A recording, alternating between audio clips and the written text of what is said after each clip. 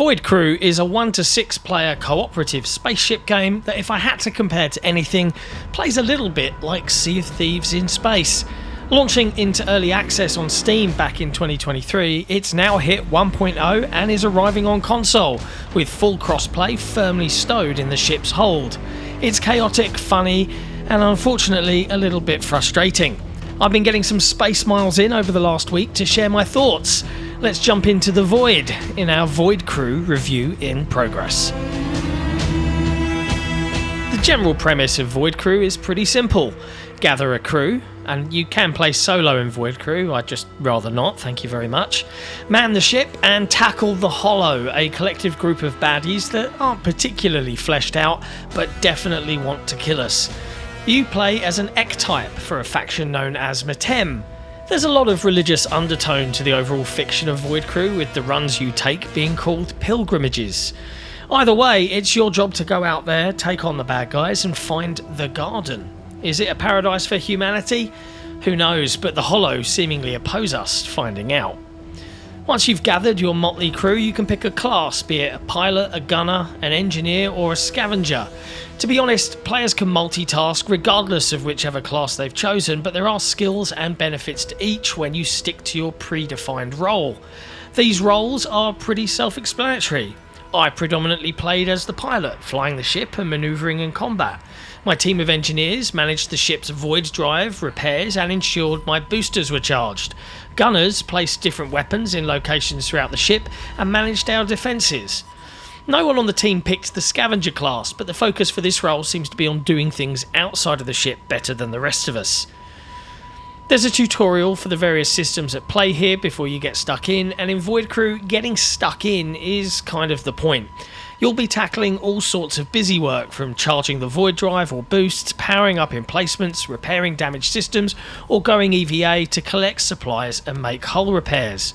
Void Crew is a run-based roguelite. I know, everything seems to be a roguelite or a frickin' Souls-like nowadays. The premise works here though, hooking players on taking more and more risks, upgrading their player character and their ship to achieve success. On each run, you'll have the opportunity to not only level up your role, but also gather new blueprints for better ship systems, be it more powerful gun emplacements or better shields. To go out on a pilgrimage, you'll first jump into the void and then pick up to 3 different missions, and they can be pretty varied, from salvage operations, attacking an enemy carrier, or retrieving data modules. Once you arrive in system, a timer will start before overwhelming enemy reinforcements arrive. It's up to you to see how far you can push things and how quickly you can get your objectives completed. Each successfully completed mission rewards us with new blueprints and upgrades and allow us to jump back into the void to then pick another. If we die, all progress is lost, though any weapon blueprints we've successfully plonked into our fabricator are saved for the next outage should we have the alloys to build them. Flying the ship is slow and cumbersome, and some of the early gear feels very underpowered, but that's sort of the point. Void Crew gives you time to ease into how it wants to be played, and it is primarily a lot of fun. And if you enjoy multiplayer jaunts like Sea of Thieves, having an efficient crew all doing what they're supposed to be doing is very entertaining. As the game throws more and more at you, that order will inevitably start to fracture, and really, that's where the game shines. It's full of neat ideas, and I love it for that. Sadly, at least on console, Void Crew is rough around the edges. Outside of some wonky performance and pretty flat lighting, Void Crew's most frustrating aspect is the UI and menus with which we are forced to interact with to play the game. I appreciate that it's made by a small team, but the menu system we're forced to navigate regularly was clearly built for a mouse pointer and has not translated well at all to a controller. There's multiple issues here. There's missing animations where menu buttons should be held down, from scanning enemy ships to locking things in place, which feels confusing. There are hints that pop up to guide players throughout the game, and they can be dismissed with a press of the B button. Sounds great. Sadly, this also backs us out of whatever terminal we're interacting with. The UI is oddly spaced out, with elements almost cut off at the edges of the screen, and while you can get around it with the D-pad, it doesn't flow well, you'll get lost, and it's just a pain in the arse to use. We also encountered an issue where our progress was lost entirely, with both myself and another player losing all of the investments made into our skill tree after 3 hours, forcing us to effectively start again. I haven't been able to replicate it since, so maybe it was a one-off, but folks should be warned regardless.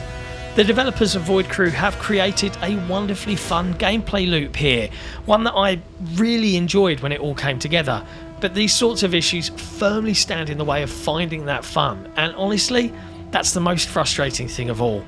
I would hope for some patches and improvements as soon as they can get around to it. I've decided to make this a review in progress rather than a final score for a couple of reasons. The first is that getting 4 to 6 players together to pump in 20 or so hours in just a week is a tough ask, and I want to play a bit more before I render a final verdict.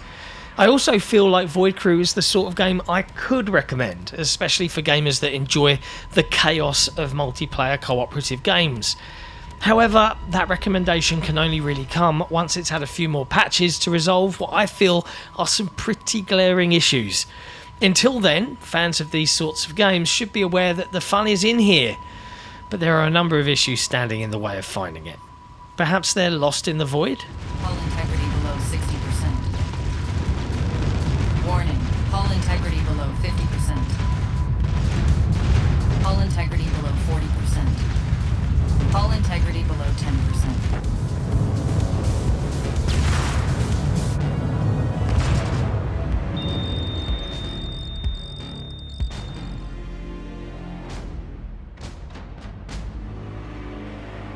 Thanks for watching. If you enjoyed this video review, be sure to hit like, hit subscribe, and if you really love what XboxEra does, consider supporting us directly on Patreon.